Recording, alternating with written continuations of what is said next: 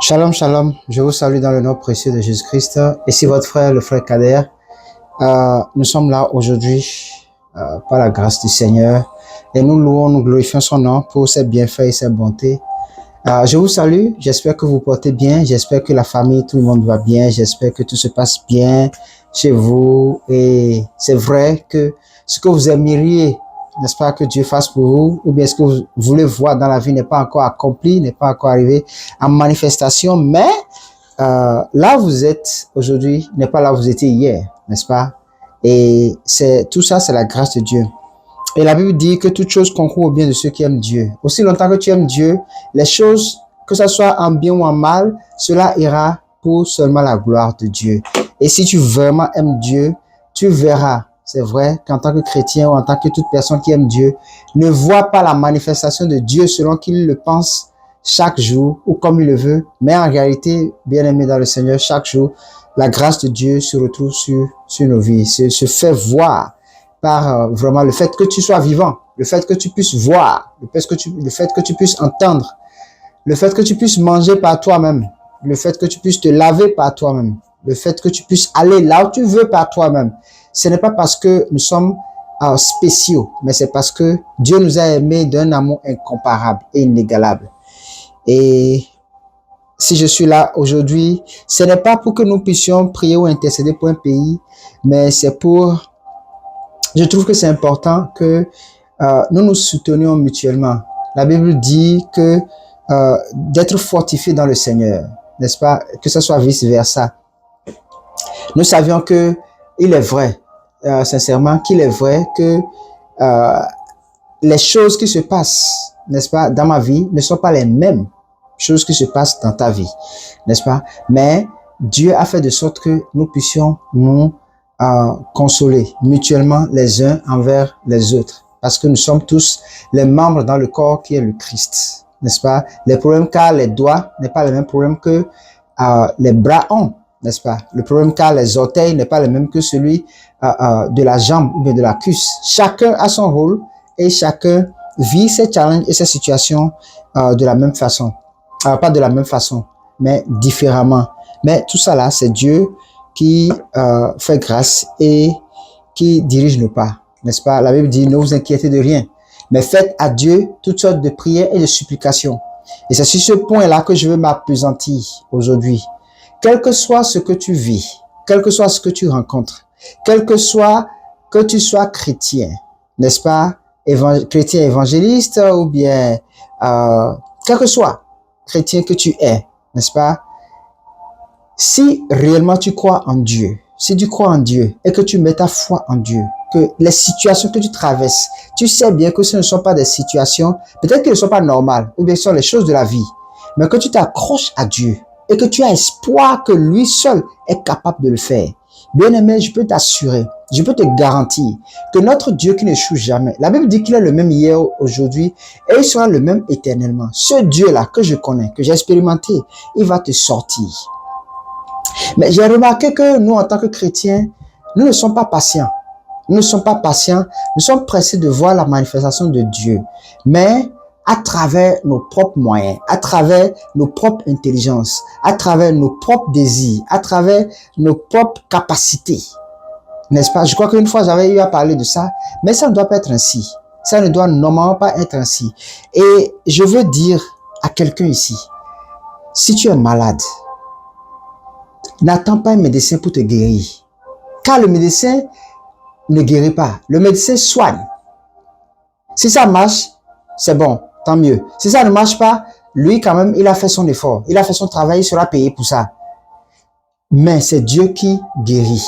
Et la Bible dit qu'il guérit, c'est que sa guérison, qui est une bénédiction, n'est accompagnée d'aucun chagrin. Il n'y a pas que Dieu te guérisse et après tu vas encore revivre les mêmes maladies. Ce n'est pas possible. À moins que ce soit une maladie qui a été entraînée par un péché, n'est-ce pas? Et s'il t'a guéri, il t'a guéri totalement. Mais que tu refais le même péché, bien aimé, et que tu retombes encore dans ce mal, ce n'est plus la faute de Dieu. Et tu ne peux pas dire que Dieu n'est pas puissant, que Dieu n'a pas parfait sa chose, n'est-ce pas? Je prends un exemple. Si par mégarde, tu as le sida, tu as prié Dieu, le sida qui est incurable, tu as prié Dieu Et Dieu t'a guéri du sida. Tu as fait les tests, tu as fait les examens, tu as fait tout ce qu'il faut faire. Et tu as vu que tu n'as plus le sida et que tu es guéri, totalement guéri. Et que tu reprends encore la même vie qui t'a conduit à attraper le sida. Et que cette fois-ci, maintenant, tu as le sida, inconsciemment. N'est-ce pas? Tu ne sais pas que l'adversaire, pas l'adversaire, mais le compagnon, le conjoint avait peut-être cette maladie-là qui est contagieuse. Tu ne sais pas et tu l'as eu. Mais si tu viens pleurer devant Dieu, n'est-ce pas? Est-ce que c'est sa faute? Non, il t'a déjà guéri, il t'a délivré de ça. Mais tu es retrouvé dedans. C'est pour ça que Jésus-Christ, lorsqu'il était en train de délivrer, ou bien lorsqu'il était en train de guérir, il disait que va. Il a guéri et après il a dit va et ne pêche plus. Parce que afin qu'il ne t'arrive plus rien, qu'il ne t'arrive pas quelque chose de plus grave que ce qui t'est arrivé là. Et quand Dieu met un accent comme ça dans sa parole, il faut comprendre qu'on doit faire attention aux choses que nous faisons. Aujourd'hui, tu es tombé par un péché, n'est-ce pas? Et tu t'es relevé, Dieu t'a pardonné, tu t'es relevé, tu as pris conscience. Tu ne dois plus retomber dans ce même péché. C'est pour ça que Jésus-Christ disait que le chien est retourné à ce qu'il a vomi. Et la truie lavée est retournée dans le bourbier. Le bourbier qui est la boue, qui est un déchet, un dépôt, souvent dans les fermes. Il est retourné dedans encore se salir. Et c'est pas bon. Donc, on doit faire attention à chacun de nous. La plupart du temps, si nous ne voyons pas la main de Dieu, si nous ne voyons pas les choses de Dieu, c'est parce que nous faisons les choses à notre manière. Et j'ai compris, je l'ai fait, n'est-ce pas? Je l'ai fait. Et j'avoue que par moment aussi, il arrive de le faire encore. Et ce qui n'est pas bien. Et cela a attiré mon attention. C'est pour ça que j'ai décidé de faire cette vidéo, parce que je crois qu'il y a beaucoup qui sont aussi dans cette même situation, dans ce même cas. Quand tu es dans une situation, tu dois prier jusqu'à l'obtention du résultat. J'ai lu quelque chose d'extraordinaire, que je lis tout le temps, mais que j'ai lu en cette semaine, qui m'a vraiment touché et qui m'a donné vraiment à méditer. Je n'ai pas voulu lire pour que ça ne soit pas long. Sinon, si on va lire et tout ça expliquer, ça sera plus long. C'est juste que cette vidéo, c'est pour exhorter quelqu'un qui est peut-être dans une situation. C'est par rapport à Élie le Tishbite, que le Seigneur a envoyé devant les 450 prophètes de Baal.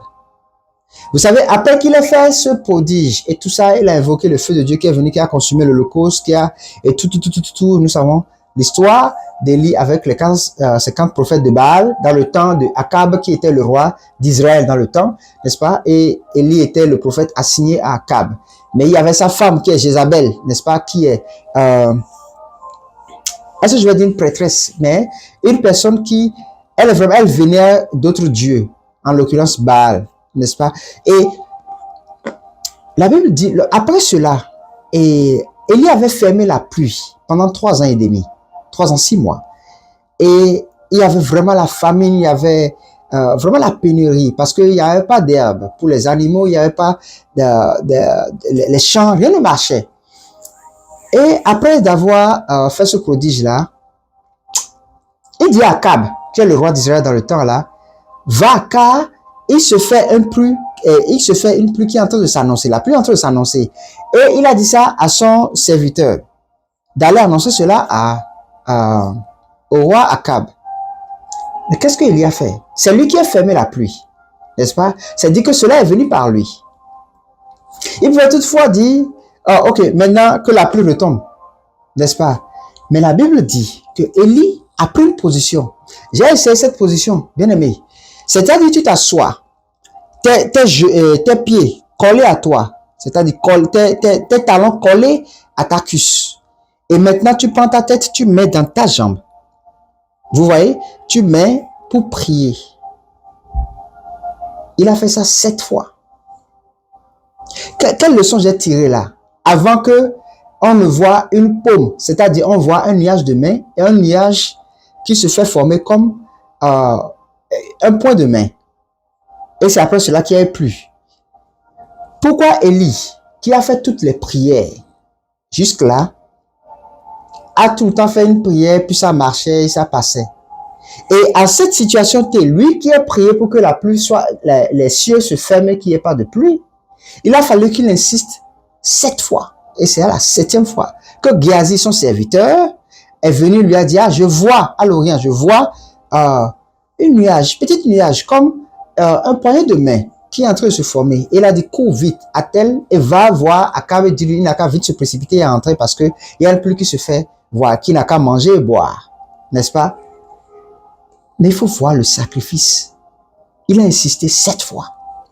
Qu'est-ce qu'on apprend de là? On apprend que, en toute situation, tu dois insister jusqu'à la perfection. Tu dois insister jusqu'à voir la manifestation, jusqu'à voir le résultat. Si tu es malade, tu dois prier jusqu'à voir la guérison. Et je l'ai dit, le docteur ne guérit pas, il soigne, n'est-ce pas? Le féticheur, bien-aimé, ne guérissent pas. Ils vont te tromper, ils vont te trahir, ils vont te tourner en rond jusqu'à ce que ou tu meurs, ou bien ça s'empire, ça s'aggrave, ils vont dire sacrifice, ils font faire ceci, ils font cela, pour au contraire t'achever et te dédier et te confier au diable. Non, il n'y a aucun Dieu. Il n'y a personne sur cette terre qui va, moi, me convaincre qu'une statuette qui a été faite à la main de quelqu'un, d'une personne comme moi, n'est-ce pas, un Dieu qui peut moi me secourir, qui peut moi me sauver, qui peut moi me bénir. C'est impossible. Au contraire, ces statuettes, ces personnes qui croient en ça, les donnent à manger, les déplacent. Pour avoir un fétiche chez toi, tu dois les déplacer, n'est-ce pas? Mais nous avons Dieu en nous et partout. Ce n'est pas parce que tu ne vois pas Dieu qu'il n'est pas vivant. Il est plus que vivant que toi-même, plus réel que toi-même. C'est pour cela, en toute situation, le cas de la maladie est juste un exemple que j'ai pris parmi tant d'autres, n'est-ce pas? Mais je ne sais pas quel est ton cas. Et tu ne sais pas quel est mon cas. Et mais je te dis, dans ton cas, c'est pas que moi je suis parfait, je suis arrivé, mais il y a des choses que j'ai fait, j'ai vu que c'est arrivé, que ça s'est manifesté, ça a marché. C'est pour ça que je viens le dire ici. Il faut insister dans la prière. C'est vrai qu'on est évangéliste, c'est vrai qu'on est chrétien, c'est vrai qu'on est ceci et qu'on est cela en Christ, mais quelque part, bien aimé, je peux vous garantir que quelque part, tu dois prier. Il y a des challenges qui vont t'arriver. Il y a des challenges qui vont t'arriver. Il y a des situations qui vont t'arriver. Toute personne qui vit sur cette terre a des problèmes. Même l'homme le plus riche du monde, il a des problèmes, il doit résoudre ça. Il ne peut pas croiser les bras. C'est la même chose que pour toi. Ne pense pas parce que tu es chrétien, tout ira bien. Il y aura la bonne santé, la vie sera belle, tu auras tout ce que tu veux, le travail, ça va aller bien, tu auras au travail, tout le monde va t'aimer, tout le monde va te donner tout, les gens vont tellement te bénir. Non. Non, même Jésus-Christ qui est l'exemple parfait, ça n'a pas été ainsi. Ça n'a pas été ainsi. La preuve, lui aussi, devant la mort, il a insisté 3 fois jusqu'à ce que sa sueur est devenue comme les goulements de sang. Ça montre combien de fois il faut insister dans la prière. Il faut prier. Quand tu vois que tu as des situations qui t'empêchent de prier, qui t'empêchent vraiment de grandir spirituellement. Avant, tu lisais la Bible, tu n'arrivais pas à lire la Bible, tu n'arrives plus à lire la Bible. Tellement la situation t'a accablé, tellement la situation t'as vraiment est en train de te crucifier. Tu te lèves dans la prière et tu parles à cette situation. Car toute situation a des oreilles. C'est pour ça que Jésus-Christ dans la barque, lorsqu'il y avait la tempête qui s'est levée avec les disciples, les apôtres, il s'est levé et il a dit silence, tais-toi. Parce que la tempête a des oreilles. La mer a des oreilles. C'est ce qui fait que les féticheurs utilisent les statues. Parce qu'ils savent que en créant toute chose que tu as créée, façonnée, a des oreilles. N'est-ce pas? Elle est juste inerte. Elle a des oreilles. Mais elle ne peut pas, elle peut entendre ton ordre. Parce que nous avons le pouvoir de les donner d'ordre pour qu'ils exécutent. Ils ne peuvent pas nous bénir. Ils ne peuvent rien nous faire en retour. Ils sont nos serviteurs. C'est pour cela que quand tu crées une statue, c'est à ton service. C'est à ton service. Peut-être pour décorer, pas pour mettre l'huile rouge et parler. Non, ça ne sert à rien. Ils ne peuvent pas te bénir. Non, pas du tout. Mais ils sont à ton service. Peut-être c'est un service pour rendre belle la maison. N'est-ce pas? Pour plutôt rendre belle la maison. Ou peut-être une décoration, une garnison. C'est pour notre service. Ce n'est pas à nous de les rendre service. Donc tu ne vas pas un fétiche et te mettre à demander aide-moi dans cette situation. Fais-moi ceci dans cette situation. Fais-moi cela. Ça ne va pas aboutir. Parce que lui, il est là pour toi ton service. Et non toi le contraire. Lui ne peut pas te donner. Il ne peut rien faire. C'est à toi de décider comme tu es. La preuve, quand tu prends la statue, tu mets quelque part que toi tu as jugé bon. Il ne t'a pas dit de lui mettre là. Mais Dieu lui a capacité de te parler.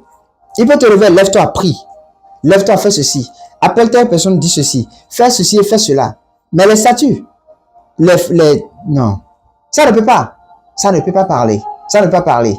Et donc, je dis, il faut insister quand tu as un problème. Insiste dans la prière.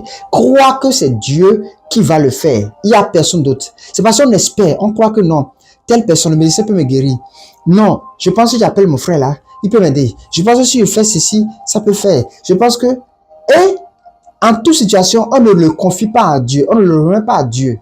Mais quand tu le confies à Dieu et que tu crois que c'est lui seul qui peut, c'est vrai qu'il peut passer par les hommes pour le faire, mais tu dois le mettre lui à la première place en lui demandant secours dans ta situation. Ne compte pas sur toi-même.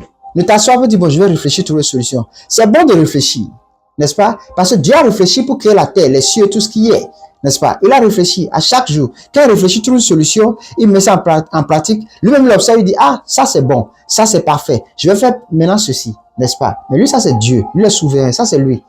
Nous avons besoin de lui. C'est lui qui nous a créés. C'est pour ça que quand tu te retrouves dans une situation, tu dois te retourner à lui. Lui qui t'a créé. Ça, c'est clair. Un enfant devant une situation ne court pas pour aller chez le voisin. Il vient chez son papa ou sa maman pour rendre compte de ce qui s'est passé. En espérant qu'il va résoudre ce problème. C'est comme ça. C'est pour ça que Jésus a dit que laissez venir à moi les petits enfants, car le royaume des cieux les appartient. Ça veut dire ceux-là qui voient que ils n'ont personne autour d'eux, même s'ils ont des gens, même s'ils peuvent compter sur des gens. Mais ils voient que comme un enfant, c'est seulement Dieu qui peut les secourir. Je vous assure, quand Dieu voit que tu as un tel cœur, même si, premièrement, tu es venu avec ce cœur-là, n'est-ce pas, et que Dieu voit ça, je t'assure que Dieu a déjà exaucé. Même si je ne vois pas ça en accomplissement, il a déjà fait. C'est pour ça que j'insiste à ce qu'en toute chose et en tout lieu, il faut vraiment prier Dieu.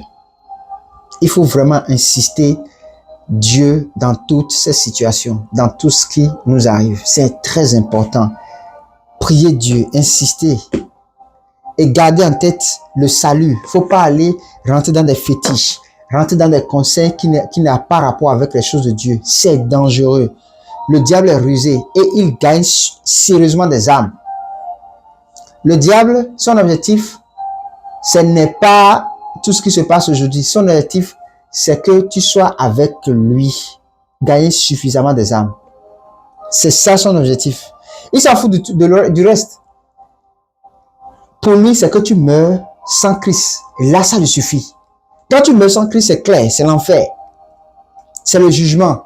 Parce que c'est ce que la Bible dit, hein, nous n'allons pas rentrer dedans, nous savons ça. Pour ceux qui ne savent pas, c'est bien écrit dans la Bible. Si tu n'as pas Jésus-Christ, tu n'as pas le salut. Donc, bon, bref. Donc, que le Seigneur vraiment vous aide.